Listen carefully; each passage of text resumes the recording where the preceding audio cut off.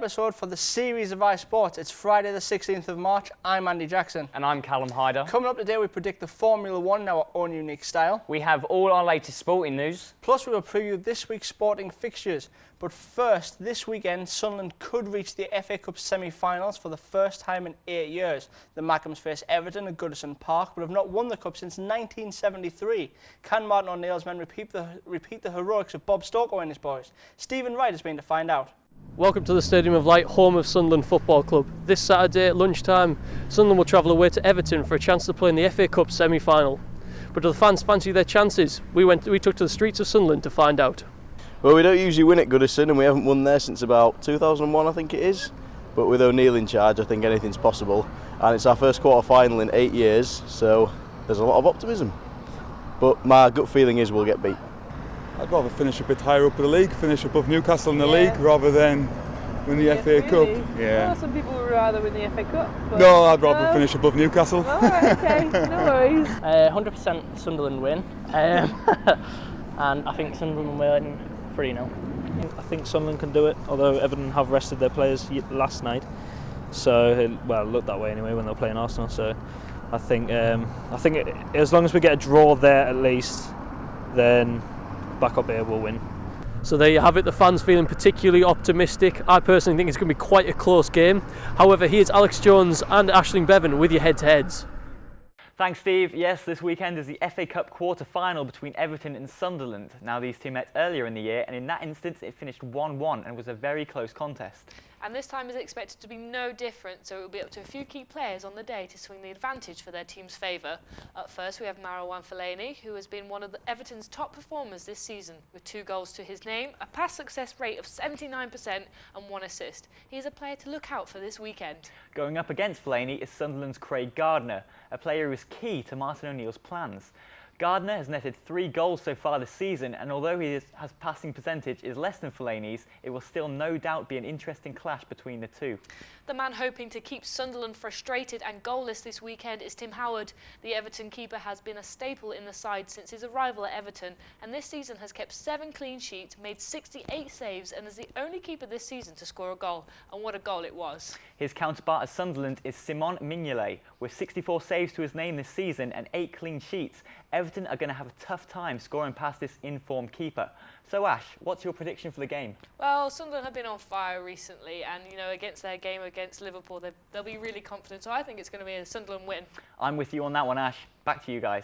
Thanks, guys. Now it's time for your sporting reviews. Cheers, Andy. Newcastle United threw away a crucial point after last gasp Thomas Vermaelen secured 3 points for Arsenal on Monday night. Now, Newcastle had taken the lead by a really good strike from Ben Arthur, but now lie 8 points behind the Gunners. Chelsea are the only English representatives in European football after beating Napoli 5-4 on aggregate. Branislav Ivanovic scored the winner during extra time and will now face Benfica in the quarter-finals, and if they win that, they will face AC Milan or holders Barcelona in the semis. However, it wasn't good news for the Manchester sides as both United and City crashed out of the Europa League. United lost 2-1 to Atletico Bilbao, which was 5-3 on aggregate, while City lost on away goals after drawing 3-3 on aggregate. Monty Panesar took 5 wickets for an England 11 ahead of their test series with Sri Lanka. Panesar believes his partnership with fellow spinner Graham Swan is the key to his form. It's the final weekend of the Six Nations. Wales will win the Grand Slam if they beat France at the Millennium Stadium, while England could win the Six Nations if Wales lose and they beat Ireland and there is a 38-point swing. So unlikely then. Yes. Michael Schumacher's Mercedes was the surprise package during free practice 2 ahead of the first Formula 1 race of the season. The German was ahead of Lewis Hamilton by 0.245 seconds. However, with this season predicted to be the closest one ever, which constructor will come out on top by Brazil in November? Well, me, Ash, Alex and Mickey went bowling to find out.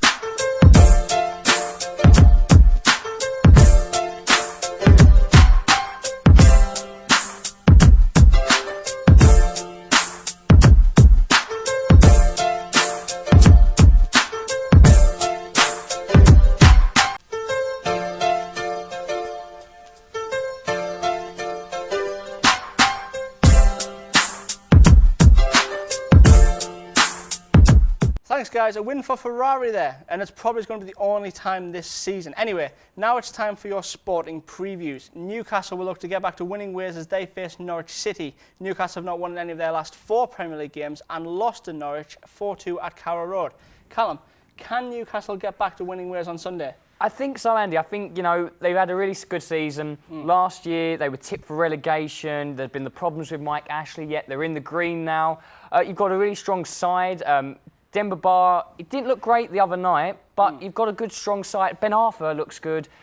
Norwich are good at home, not so good away. The last time they were in the North East, they did get trounced by Sunderland. So the Wearside Canaries, as we spoke about the other day, should be an interesting game for those guys. But yeah, Newcastle win definitely. I'd agree with that. Anyway, in the Championship, a crucial week begins for Middlesbrough as they face Birmingham. Borough lost to Leeds last week, but had won their 3 previous games before that. They also face West Ham on Tuesday. In League One, Hartlepool play Stevenage on Saturday, while in non-league action, Gateshead and Darlington have difficult games against Cambridge and Ebbsfleet, respectively. Now, as many people will know here at iSports, we're not just a TV show, but we're also an online and radio show as well. Our show on Mondays between 12 and 2 on 107 Spark FM has actually been nominated for an award. iSports' Mickey Welch joins us now. Mickey, what's the award for? Hello everybody, thanks for having me again on the show, Andy. The award is for Best Presenting Team. Now on a Monday, as you've said, Andy, we have our little show, a bit of banter, a bit of crack, but breaking news, topical stories, and it's all about sports. And that's what we've been awarded for, that particular team and what we've been saying. Now I've actually done a little package for the viewers out there so you can see exactly what we get up to.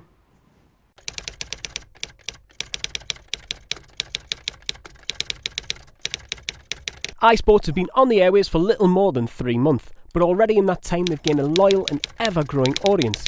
The show's live every Monday between 12 and 2 on 107 Spark FM and is available on the website for worldwide audience.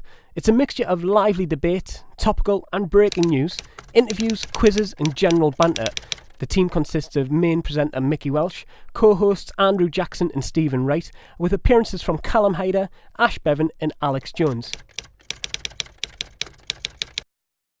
Remember, you can vote for us on iSports.com, where you'll also get the latest news, and you can also check out our Facebook and Twitter pages as well. Thanks for watching this week, and we'll be back this time next week for the last show in the series. We have some great surprises lined up. Thanks for watching, and we'll see you next week.